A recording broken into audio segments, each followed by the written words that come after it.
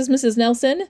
I want to talk to you about sales tax. So when you go to the store to buy something, you're going to see a price on the price tag, but that's not the total you pay. You go to the cashier and you give them your item, they ring it up, and you end up paying more than what's on the price tag. Why? Because of sales tax. So sales tax is a rate that you pay a certain percentage of everything that you buy, and that is collected for federal or state revenue. And that rate stays exactly the same, although the amount of sales tax increases based on how much you spend. So if you buy something for $1, then you're only going to pay 7 cents in sales tax. But if you buy something for $100, then you're going to pay $7 in sales tax. And so it seems like the sales tax goes up, but that rate stays the same. You just spent more money, so then you have to pay a bigger portion because you're paying that same rate of a larger amount. So if you went to the store to get an item and it was $29.99 on the price tag, that represents 100% of the cost of the item, according to the price tag. So then you take that item to the check stand and you're charged a sales tax at the same time. So you're going to pay 100% of the cost of the item and that sales tax. That doesn't stay at the store. That sales tax goes to the federal or state government from there. And so altogether, you're going to pay 100% for the item plus the sales tax rate. And in Sandy, Utah, that sales tax rate is 7.25% or 7.25%.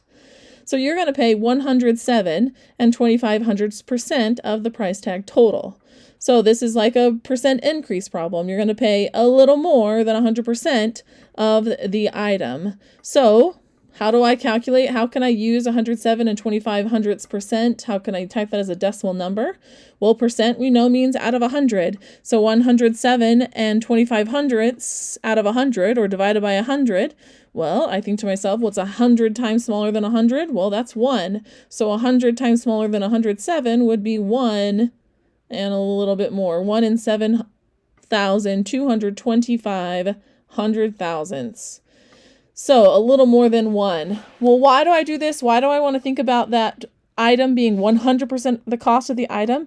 Because when I want to go calculate that sales tax, I don't want to calculate the sales tax and then, as an additional step, have to add it back to $29.99. Instead, I want to capture $29.99 by telling the calculator to use 100% of that cost and add on top that rate of 7.25%.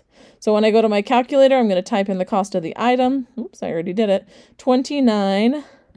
And then I'm going to multiply it by 1. If I multiply it by 1, I still get $29.99. But I'm going to also tack on the sales tax of 7.25% or 725 10,000ths. I said that wrong earlier. 725 10,000ths. Represents my 7.25%. So I'm going to multiply that on my calculator. I can see that the total cost is going to be $32 and it will be rounded to 16 cents. $32.16 for an item.